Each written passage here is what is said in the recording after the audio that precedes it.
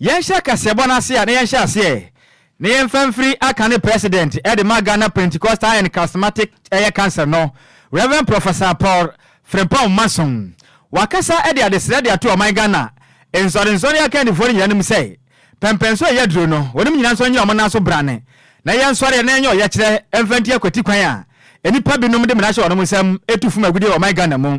na opani bo madan ni semtafo wakasa de o kire say ha dwinye pasa ne Ghana nso ne binom betena se na wode ma ye de amunim se ne nyina ye mpai bon kwan so le ba bon mpai ya bo na nso no o ma Ghana kwati kwan ahodo a empanifo binom ene nipa bonfo bi ene nam kwati kwan etu o man Ghana fuma gudi nyina nam kwan bone so esese o man jeze ne ye nkoku ahodo nsase ada fi so nsu atwa ye hu nyina hia osobo pan kirem se ade ba ko ebetimi aboa na Ghana ban na dangwa guvuado ene na pamfo atumi ate o man Ghana nyina nka ene se nsonsa hodo nyina ka bom bako eyo ye kire ena yete ehungu bonten so aba no betimi ate yenka na dodo ahodo ne nsema hodo Ghana fo ka no aban atimi aten oso point ka se na ocheme se ye kese no man Ghana yensu ahodo ne nyina da sei yankwa ya hodo ye jade ato se di gyankire manso amanfo binom abwa wura ye na kwayem akodwetwa mu nua atufuma gudia asa yensu nyina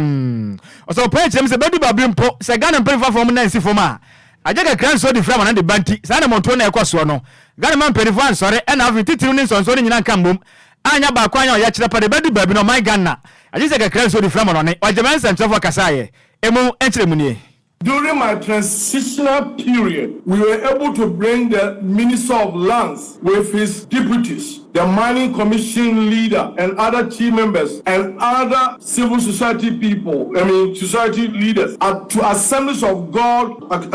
Conference Center. Myself, Dr. Boafo, and most of the church leaders, we did a press conference, we interacted with them, we told them what we want, and they gave us the word that something was going to happen. After that, I left the scene, and I don't know how far that conversation that we began has gone, but I'm still pleading upon the Christian Council, the Catholic Council, the Catholic Bishops Conference, the Ghana Pentecostal Council, Charismatic Leaders Conference, the Muslims, Chief Imam and his entourage, the traditional leaders, all these people, including the media. We cannot neglect the media. We thank God for people like you, who has been an environmental campaigner. Let us all come on board and tell the world and tell Ghanaians that we do not like LMC. Enough is enough. I wish on Sunday, the cheerleaders will make a proclamation, and by Sunday, everybody will wear red armband to church, and all the cheerleaders will preach about the environment. God created it. He gave the environment to man to nurture it and to preserve it for the next generation. Come to UK. Thames is there.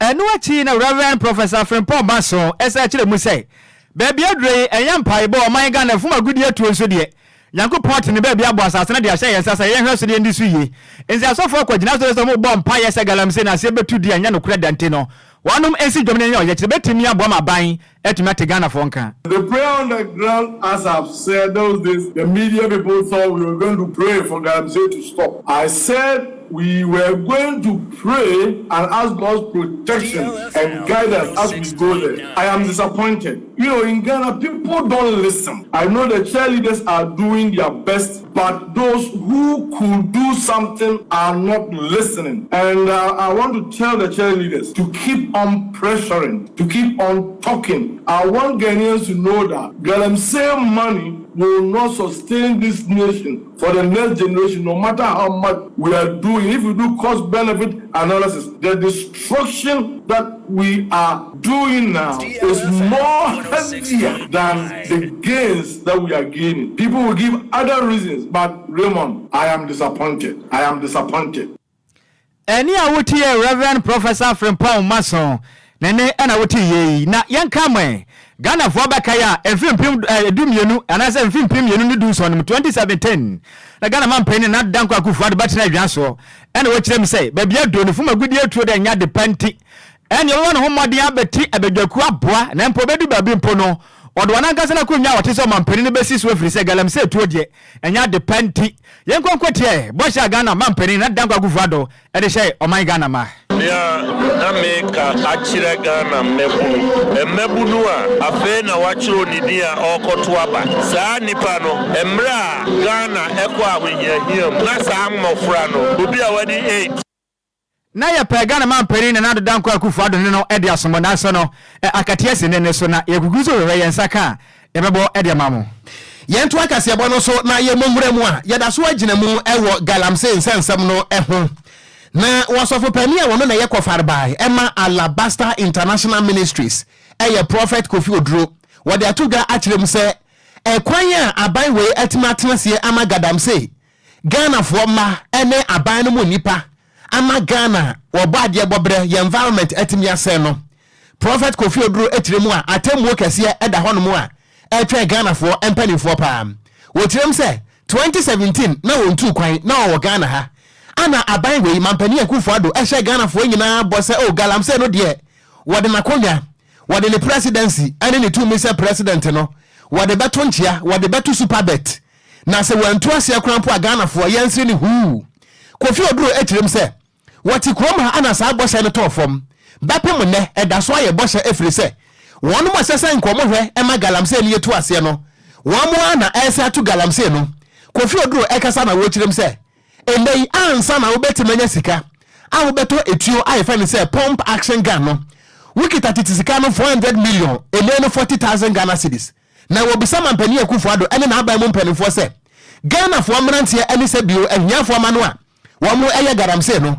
wombesidan ana omatimi anya 40,000 Ghana cedis akototuo wochirem se ene se wobodi wram ewo galamse site no a Ghana fo mrantie ekitekita pump action guns a nebuo baako eye 40,000 Ghana cedis tetino 400 million na wobusa se sanya mo mpanimfo na motoye ede ma sa mebru no a sa mebru no wo munya sika wo hie nei wo mukita tu anu ntino wo mutibeni apolisifoɔ ne asojafoɔ edisi ani ewo nwura mu wadatu ga kyerem se enne Ghana han mo yetie ye nkwa ye bretu wo nyina dane amanfo yensu wo nyina asesai ye koko asai kane na nkiyase achemkwana na wonu mbremu enne de achemkwana na no kyesepia watampo no aye brown ana wonom enu nti wadatu ga akyerem se nyankopɔn a mo wiase se yense no na emum wo boy se ye hweso yie na se ne mampani akufado ene na aban ahye Ghana fo bo se galamse ne ba ye betu ase na se enne report obeto da ekyerem se wonu mo eye dwuma ewo Jubilee House no wo mo ankasa ene sa ye concession owners ya yafa Ghana fo mabunu ene mrantie gumu ayetu gadamse no nti wo hia bekasa danko dada du abrabo ne yebo no a wokyerem se atamuo kese eda Ghana fo mpadifo yina ni mu adache bia no se danko amana se ewuo ebefa Ghana fo mpadifo a wo munui wo mbehia atamu ano oden Kofi Oduro wo kasa no emunsem de. Look at the way we have destroyed this nation with galamsey. Show me pictures. Show me pictures of galamsey. This is irresponsibility. This is irresponsibility. This is irresponsibility. You are here saying God bless our homeland Ghana. Do you think if I am a galamseyer, I will be standing here this morning? Me too galamseyer. Do you think the people doing this nonsense have people who are in authority powering them? One pump action gun is 40,000 Ghana cedis. So who buys pump action guns and give to these people who are able to face the police and the soldiers? They can face them because they have been empowered by people in authority. They have eaten their cake and they are still looking for it. Wicked leaders will be judged. Now Ghana Medical Association is telling the Republic of Ghana that stop every act, whether it's galamsey or small scale mine, whatever, stop it immediately. Because now we are having children with 2 heads, children with only 3 fingers. If it comes more, 17 fingers. We are having birth deformations from the chemicals of this menace. And we have a president of this country. We have a cabinet of this country. We have a parliament of this country who looks on irresponsibly. You know, at least we have a chief in this country who is trying, can bestow people. You are galamsey. Your Majesty, you're saying to the second, at least you are trying. That trying should be the leadership of this nation. Look at the way the church is quiet about this menace. This menace. Your members are going to be dying of kidney failures and leukemia and all kinds of cancers from this. This galamsey, show me pictures, please. This galamsey thing is not going to be a joke. I mean, when are we going to fix this? We have it in our this America. Now, do you see America doing this? Do you see even South Africa, who does a lot of mining? I have been to many mining sites in South Africa. You will clap. Enia yeti ye eye also for penia wono ana Alabaster International Ministry wadano Prophet Kofi Oduro ana nania bria workers no gadam say no de esene DLFM kase boy age Ghana fo nyina nsemu a enye asem kotoa enei Kwadwo so wuduro asantememu a wo hu ye the torchlight ana etu galam say torchlight den pa ye de wura fie da de ekono edika se asofo ni nyina de oma no betum na ye mpanifo no menim se obi eka be bedu baabi no mu nyina de na besi fom na timi abo afiri se ekwan a kwatikwan ya faso tu fom agudie esai o manga nansase ne japade no oko ano den wonim se galamsey no first na elipa bi tu ana omutu disie yeah ansa na abeche galamsey ya na wakọ forest num bet ene Kwadwo ya de galamsey na wura fie se enu ntina empanifo dodo na eka se be ya nkafu magudie no kra ne wuyi sa mani companies akese na dada na mo ho no mo de a akoma maka ni na yenye obi atumi kra tamfiri ni nsem ni mo munya yesisi no mo ntina se nyanche se pamfa ho ansa ibe mo qualify no kwan ya mo kwan sente sa de a se de yehu ni sa na ebe hu no wonim se wo me district ya wo ho boso me frɛ ho yeah Kwadwo district education office we free district education office no a about 200 meters away galamsey site but the only secondary school what boso me frɛ friend boso me senior high technical Kwadwo direct opposite the secondary school about 100 meters away there is a galamsey site excavators gum awia we ya ka say adwuma enti mo ye hwan tete ye ne yedi ye ho abro ma ye hwan ya ne ye wie ne ye mfa sombo no kobu bi ye ne a edi ye hu abo ye mo ye ho moden say sa na motu we de baye ne manu yi ye mfa ye nansi fom na ye ntu ase ne mo aye da bia enye ye ntu aso okon ye ntu akase bo no so ane ye mo mfa mu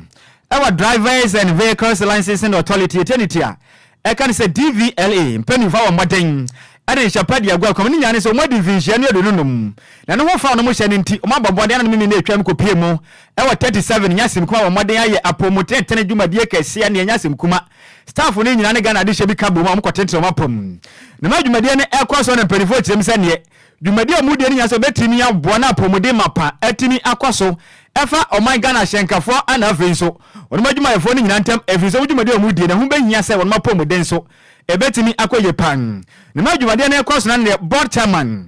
oda eye DVLA ano okopie mu e wasa ne 37 potem ho no ma the din ade Frank Davis ajemre ane yansam twreni ane den ade chesane Janet odai amponsa kasai no chim say ane monto e mu tuo ni nyina fa omfri nhia na eye aduenu num no ehofa mo hye no eno ka bra nhye we no ekwasom no kyerem se hu benya pa sa promote tene se betimi akwaso na boa titu na hyenkafo no betumi tena na so sa fia no pakopema ni mre bo na wira ho na wira mpo chese bedu babri mpo na bra wa brente no no ka se ne wira fi mpo se bo twihye na akofa kwahye dia banti we nyina kan hye pa ono mode boa na hyenkafo mdwumade omudie ni so ono mapo moden atini asipa esi ye pa na ne ma atima koyin opani kyerem se miri bi atwam na Ghana de hye bebre na ka se kyerem se ne pro na kankan dane DVLA fo mpani fo ho pa je se ne kwati kwan pa mo fa do omdwumade hu kyerem se na tan na so na so ka se kyerem se hye party mi atoye pa ma se ko pemo DVLA mpani fo na omdwumade na kwaye pa ante be ya do no ma Ghana ya ta o ma jomu guso ne se pa gwa kwam a enti oni betumi akoye mo Ghana o ma Ghana so DVLA nsi che nso etumaja na so pa opinion ndi eye Frank Davis eje emra ni sanchafo kasaye emu enchire mu ne Avis Esquire, chairman of the governing board. So you've seen us in a very joyous and buoyant mood. A healthy brain, a healthy mind is always found in a healthy body. That is why we embarked on this health work this morning. You've been with us from 7. We got there at barely 8:45. So we've been working for 1 hour 45 minutes. I wonder whether you do that work every day in your life. Do you? So we have helped you to energize this morning. We have lined up a series of activities activities, and it's been rolling since last month. The climax obviously will be next month or later. Yeah, later this month. Next month will be the climax. Because 25 years as an institution is an achievement, and we've chalked a lot of successes, so we have to celebrate our success. Arguably, when we took over DVLA, that was in 2017. DVLA was always in the news for the wrong reasons. You all knew DVLA was labeled with corruption, Guru boys, Guru girls. Everything negative in this country was ascribed to DVLA. But the DVLA of now, no humility, we have done what Napoleon couldn't do. We have transformed DVLA with an efficient management and dedicated staff. We've been able to turn around the image of DVLA. Any awuti board chairman Edema DVLA Frank Davis nene ana awuti yen. Eno achi na deputy chief executive Odema operations ewa DVLA ono maso ye prince Opoku Edusei. Ono so kirem say hyehyɛ pom de betimi aboa pa ifisa na no kopie mu. My name is Prince Opoku. Ana ne yam kopie mu ewo Cape Coast Teaching Hospital na omba modern hwehwemu de ma ayalef agezania adaba fondo do na titriu ene commercial drivers ne nyasem ko mte do na ni kokwa sisi so ahyenkafo no mu huru hweo etajo mani aboso nti no hyehyɛ pa mu ye nyina betimi ya bo ma ahyenkafo mu huru hwe na omani sabe ehuna de ye betimi ya bo ma pom den so etimi akoso ye pa no so gemren ene amani boni Odai Janet Amponsa edin komo. We say Deputy Chief Executive Operations. DVLA is about road safety. I mean that's the core mandate of the authority, to ensure that we license competent drivers and also to register roadworthy vehicles that ply our roads and in public spaces. And so every reform that we attempt to introduce, we first think about how it would affect or impact road safety. And so you know, for instance, that in recent years we introduced the eye test reform. We noticed that, in fact, we have a report from a research that was conducted by University of Cape Coast, some professors, and it pointed clearly to the fact that a lot of people driving, especially commercial vehicles, had defects, one way or the other, in their eyes. And because at the time DVLA we were only using our staff to test the eyes of the drivers, we could only do vision tests. And so we thought of implementing a reform that would require optometrists come in, qualified optometrists to come in to test eyes of prospective drivers. And indeed, since we started close to 2 years now, a lot of drivers have been assisted to correct problems that they were developing in their eyes, which they themselves did not know. Any awuti ye Deputy Chief Executive of Operations Edema DVLA Prince Opoku Edusei nene ana awuti ye. Yentu akasiaba no so na yemomra mu ewansan fufuro mu a na yekọ oyarefa ene ne mpotamo na nananom nkranfo a ewo oyarefa edi homowo afahye no na wabra wo mo edie no oyarefa de ne de ankowie yie akowie mogasam atrese enya asam kotoa ni nyina no ene se wabra afahye no guso a ekoso ewo oyarefa ene ne mpotamo no ana NPP parliamentary candidate a wono wo Madina ne din ade Robert Lamte yeta abore mrane se okumkom ekopi ase na amanebo no kirem se wobra wokopi ase ewo woyarefa pe ana omu se emrante bi a wo mukita se kan brantan eni kotokuro ato ade ahye no so akire se wo mu twitwa no anie na sabre no ana ne body gas ya edi na chi no eye wo madwene se o mbe save opani adonti de wo ya na adwene se wo save Madina NPP parliamentary candidate no ene wo patafo di abenti se kan no awurade ye twitwa ne se wen wo ba ye Facebook no so a abrante no ana da Facebook no so a ene ne sabe nkom no ehwai ye hwai ne se ehu efiri na batwe ha ebepem ne sabia no ye tie gufom na adekwa pote nam so a enunti enipa bitu hia ne so etwitwa ne se kan de ebepem ne enya emeto dwa nanso aposifo atimi abomoden ache emrante makomako miensa wo mususuo se wonom eka ho bi ana wo motwe se kan edi anyina brasem a etesa na wabra abrante ne etwitwa ne se kan no eye bodyguard no Uber drivers abre wo motabri no to ne kan mu a wo mo de ne kopie mu e wa ya sabia so eno so wo mo ekirem se Uber driver ne ho akoye sa amrante na etwe se kan na hinti wo mo ache wono so abu no bu ne sem a kire se enya asam koto akura na wabra awehosam we ani modasam no esi ye no enipa bi atretre omusa echirem se eye NDC amanyoko no mpanifo bi ana sheda ebo pa we no ya alert enia ne yeka wo mo ebo amane no ana wo mo chirem se allegedly no eye NDC mpanifo bi ana ebo sa amrante ne pa ehye wo mukutu pa se Husan Robert Lamte okumukom a wo ye MPP parliamentary candidate abepiem ewo homo se a monchiri mununku no na wo mususu se sa amrante ne di bone ete sa no wo makwa akwaji sika bi ade free NDC fo ho ntino wo mo de ade no so akwaya amanyosam wo bra wo mo ehunu bie eye witnesses no wo mo ekasa no mo mientie mu nsam kakra o ade am wo ka wo ho ane se de asini de yemfa bibia manyame na emom yenwe se de ne ho beto no na nimunyam beba sa na mese nti mesrama mfo so momwa na bibia nkoyi ye meba be mapani no efre ne Emmanuel Nana Boama nso efre me Emmanuel Nana Kofi Akokon Omu ye kan live bi wo yale fa na me da ho na adwotan okura de mte ya ansa ye se me ba na pira me dia me ba be ma na so na ye de ne ba tatsere ya na kire se kan live na se no omu se nkrofo bi kota aka amamfo na omu twa ne se kan o me de mte ya ansa ye se director ye frɛ no Mr. Kum Komba ho nti omu na garden no de ne ko platform no so omu de ne beduru omu de ne ko share ne ka mu a ono nso ko ya omu ba na sa de ne si ye o ma kwasa ne ho ye na me ne ho ye de omunya nkyere omuso bia enanwumire omde ne beko akohwa pamma nti se omutimi wie ma no de a ene omna be kyere da ene a yeti yeyi eye womo a wobra tax ne ko so ewo oyarefa no womode womani ehunu bie emu enkyeremu ana wote yero na oba ye Facebook no so a abrantie ne yetwa ne nsa se wein na mpanisi ensuo beto a enframa edinkan Sampani ampani ni ampase we no eyamanyosem nti ane nipa nsa ehwa yi a ene na December 7 Ghana fo mo be dan menkwa omaso na yensam troni ochire Scott Ba Foster ewo ahomaso wadi asam na chipa wo mo yemu enkomo kakra akura bibia boko de bibia boko mini na se nyame adom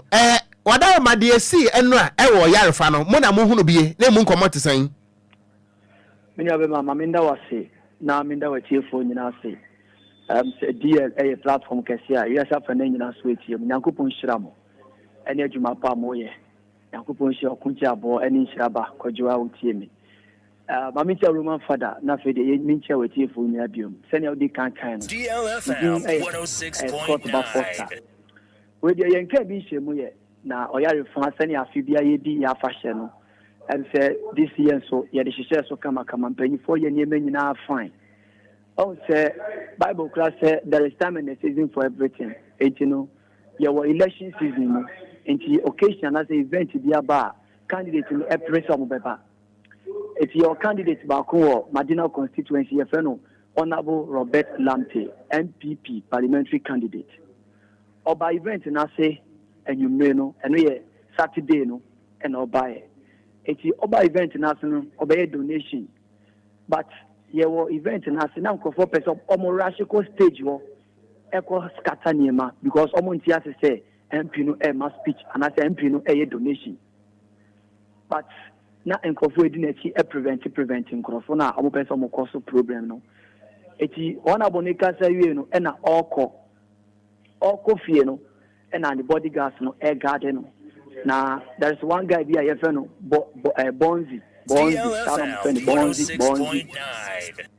Bonzi preventing guys need from say Ombepla Honorable no. Enti guy back on target Honorable no director na oba parliamentary candidate no so direct. Enti Bonzi no hu in term and other in sapia ne say ko jira nchen na Honorable eba. Enti ye ne say you na e dey Honorable no ko share kremu. And a bonzi no ye den e baaye omba na boni fie nyina ma edi nkomonti ye wie nkomodie no bia ko ni fie na bonzi no so mo yo yare fafo nti o san come back to the program na ono so akoshe ne ekos odu wono ma e na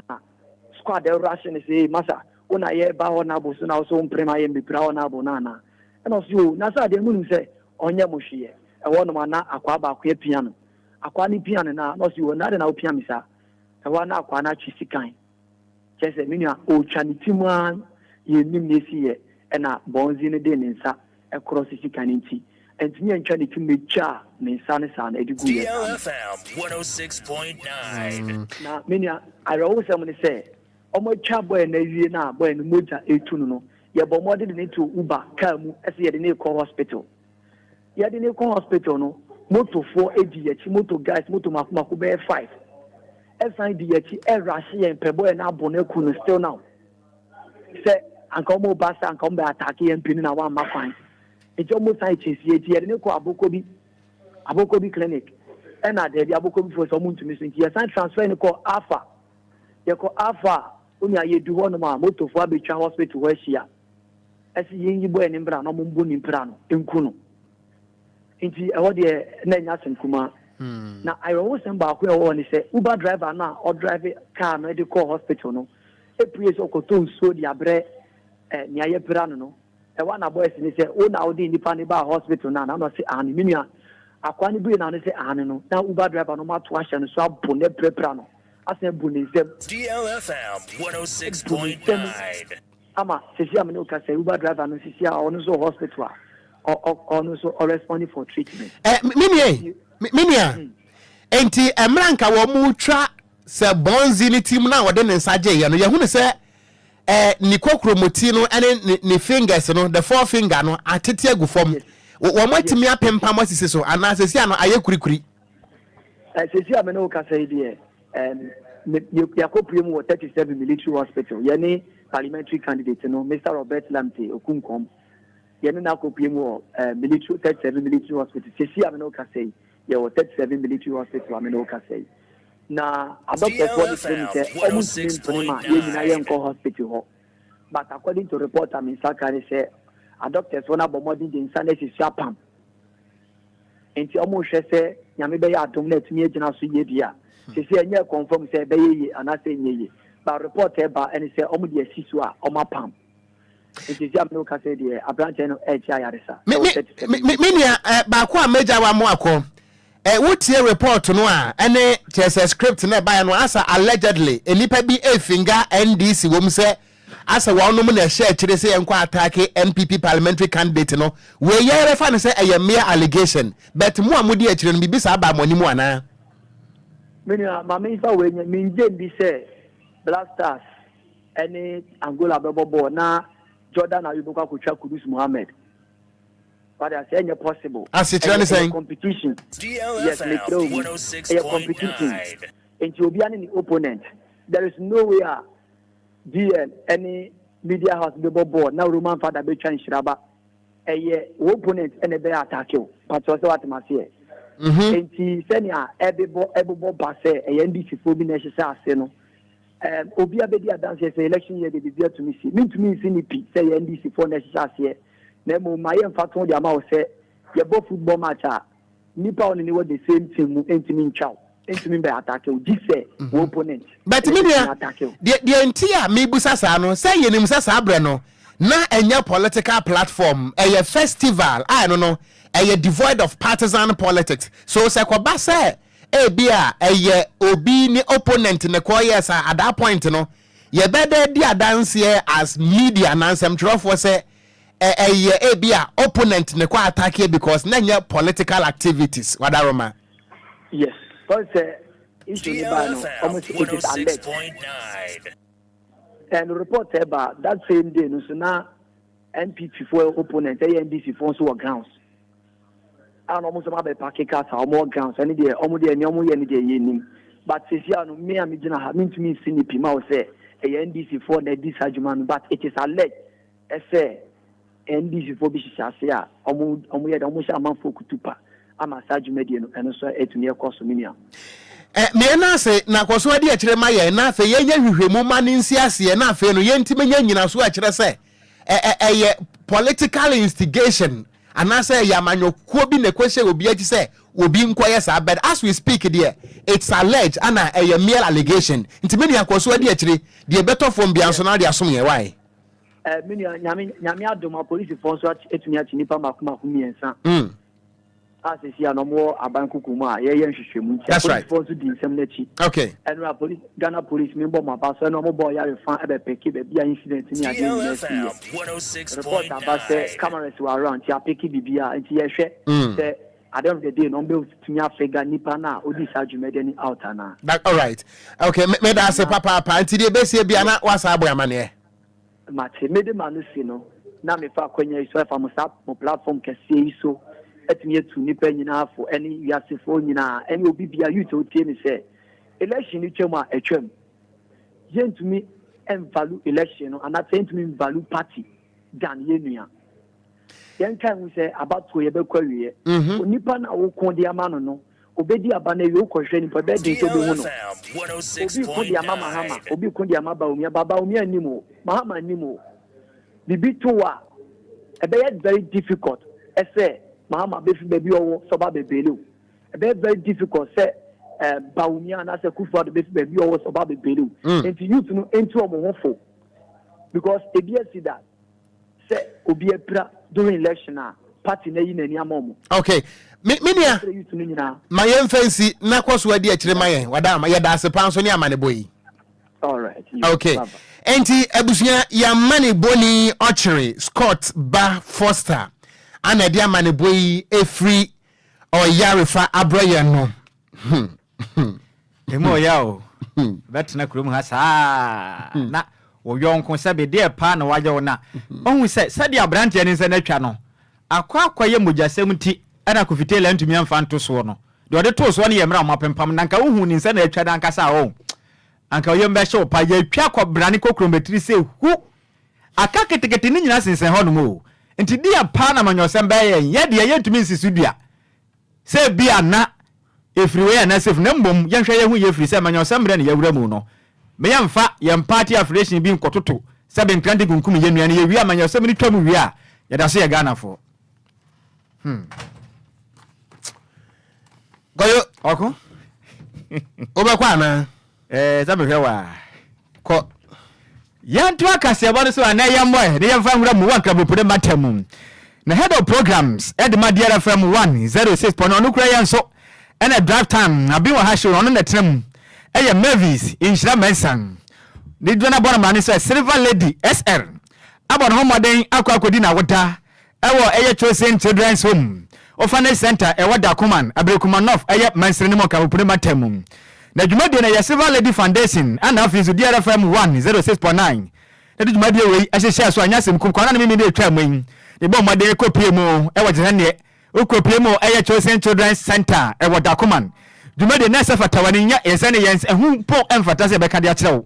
na ba Facebook no so DLFM 106.9 video ne da so awoba ubenya bi na wahwe e de amayen na orphanage center no ayade amofra maako eye 65 ana wo ho no mampanifo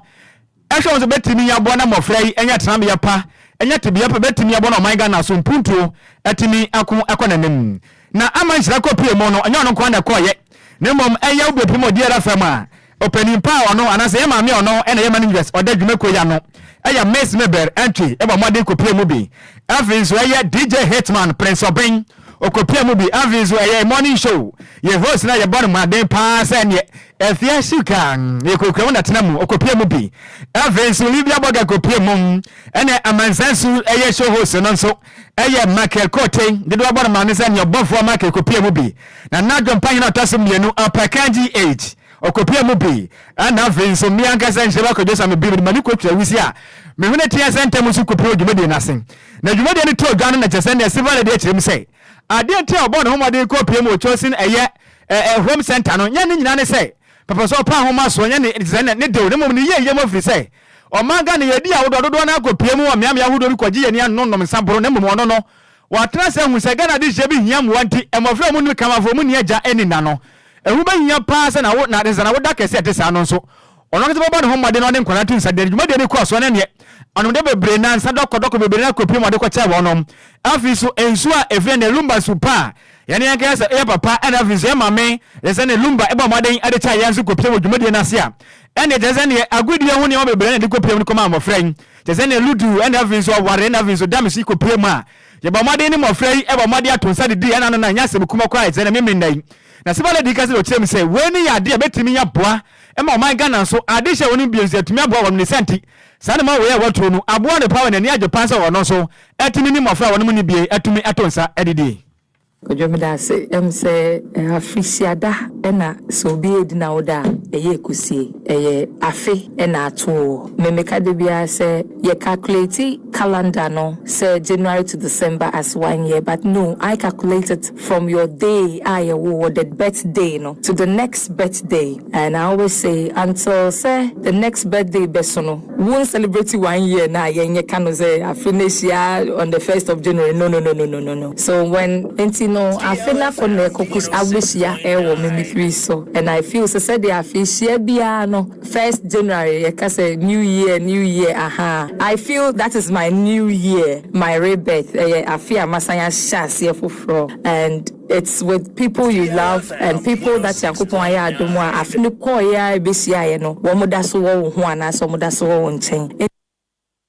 And what he and a silver lady, as I switch him say. Bebe yadu say na obeto nsa dia fraga na mpani mfo wo mka bie wo nyina say edum pempem so bi say momoden say won ma wo ni bi ni momoden ko no mo free say emofra no ehia mo apa meka say adofo ene enuanom ye na say eduru bre bi say na say ye adoye bi ana say ye komo bi ana say konsahwe bi sa na ya omomo ho kwan kito bi ensa I always say na you say a drop of water makes a mighty ocean enti kokoko nipa eso no you never can tell impact enya will be so abrabo so enti enye na enisika meka say time is money, and so your presence even with the kids nupono is important. It's your time, and the same way is now Chris cancer now they concert ehun hia pa enti in situations like this ebeye say o de awo no faboa and no actually comes back to talk about the story of the widow. Any awoti ye ahead of programs onu kura so and I draft time no and a tenamu abin ha driver no Mavis Nhyiraba mensa nene and awoti ye and wati and opening pa na sa mami ono so eda chezenye choosing home a children center or da anon I am Mrs. Abana Washington. On so Jamaica can say to me say and more civil lady to no and so party or the Nasanko portrait yampon pa. My name is Abna Washington and I'm the director of Chosen Children's Center at Takuma in Accra. Chosen Children's Home is a home that is graced to bless 65 orphans. We house them, we feed them, we educate them. We are blessed to be in this position. God has blessed us greatly, and we have always appealed to donors, friends and family, and today we have been blessed with a wonderful occasion. Silver Lady herself came here to celebrate her birthday and blessed 65 orphans.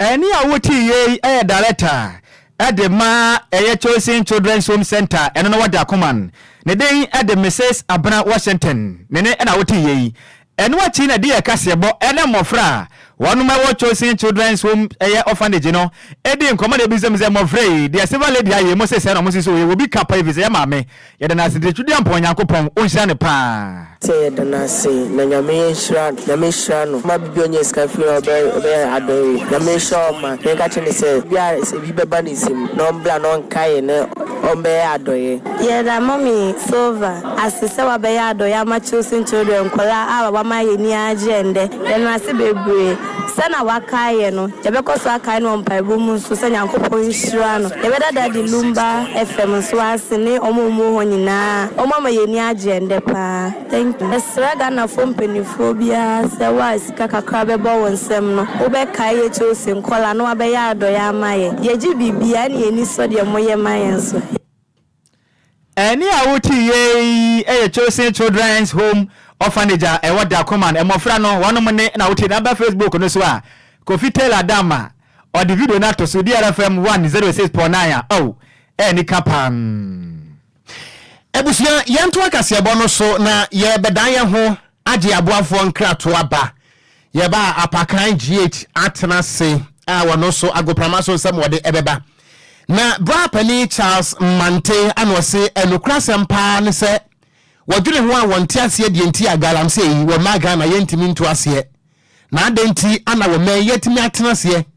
ama wo man ne daache ye de ato awurasa one day why so perplexed na a bone a criminal a crime see a better see pa ma bibi say timi akoso na wo man yen forest belt any yen farmland e betimi access her and was say a hadring papa na nyankopon ehunu Ghana for mobo na Doris animu so e dia ba no so woti your life pa the free and yeah just Cape Coast yeah that's messages in the doorson apakan wi a ye beti dia ka no egu form Jack makwako hunu new lucky electricals na wura mu a eniema ewo ho no ese abrochire wo niema hodo bi ti se cables main switch ceiling fan switch and sockets lights and also wo chandeliers floodlight street light spot light surface light any lights ahodo PVC pipes trunkings any breakers ni nyina bi ewo new lucky electricals New Lucky Electricals, wholesaling and retailing. Na sa wo pe ba ko so a obetimi abowrem eno nti some ye companies we ye fiera and na say mo ye contractors na mo pe enkane ahodo ene electrical cables e de mudwuma de for ani kirem New Lucky Electrical wo ye delivery service eno nti ba bia wo bia no ye betimi de niam no abrel na dodo a wo beto no so ne discount a ye de chewo wo branches ahodo pi Accra Central or Opera Square or Ben Wisconsin International University ewo North Legon womo any DLFM ana eye opposite West London so wo Simabriu Fashion echi hope Achimota New Station New Lucky Electrical eben Shell Filling Station no wo betimi afre number 0559 37 17 63 esaya WhatsApp anase 0244 21 25 01 wo betimi so asa afre wo mo ewo 0245 02 46 29 New Lucky Electricals. We add value to your homes. DLFM 106.9. Abusia endawe mayama ha ema wakwaba ensam family deal 106.9 FM kasafiri so meredo se agudie mu nsama ya boabo no abusia yede etoa so edema Ghana nsamwa bible mu de ka wona nkrofo nkro so de wa manone eka wa yede ebabeso mi amede nsam ne ba no edi ameje so no ayensu ano de hye apakanjih the blessed kinamensha sia emfamfi Ghana National Under 20 Women's Team na kache the Black Princess of Ghana na urim say FIFA Under 20 Women's World Cup no koso Colombia ni ekopie mu ewo group yi ye the entire game no e de boani ndra ewi akire no na Ghana achi New Zealand abo me kamiensa omo etumi atimu back way eni ye only winner yetumi nya ewo tournament no first game ye lose second ye lose eni ya be win third no against New Zealand na game no kwawie no ababa wa ye friend Estella Nyameche energy player of the match na and 7 no na group no say ene kokoye Oma ye fini Japan di kind 3 out of 3 9 points and omunya Austria etos mi no 6 points Ghana ye tos mi 3 points and New Zealand etwa to a omanya point bi anemu no Ghana ye ntumi an qualify ankopie mu ewo next stage na round of 16 a 7 no now for 7th consecutive tournament ewo FIFA Women's Under 20 World Cup no Ghana emaba wan ekwa omu ntumi qualify emfanfi group stage na akoya yo sema weni ni etosunso a yede won komo edi atu anim na embabawa no ewie no ene urem ewo the senior national soccer team the Black Stars of Ghana akachia wo Morocco no Stade Municipal di Bekane ebo enanwumre no nan the Black Stars of Ghana eni Niger edi ebo eni AFCON 2025 ebekoso wo Morocco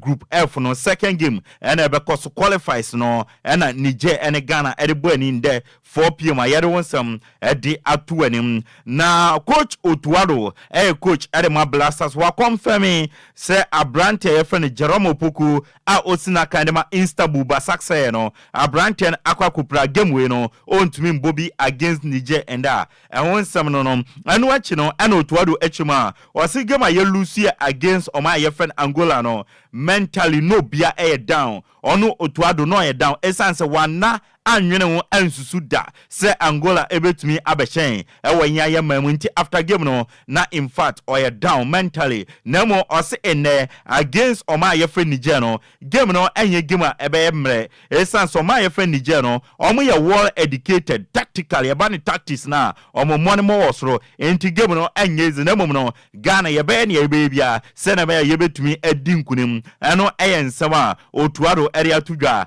ye de nkomo edi asomo na Laye Kingston former player my Black Stars of Ghana na Laye say ene no or disappointed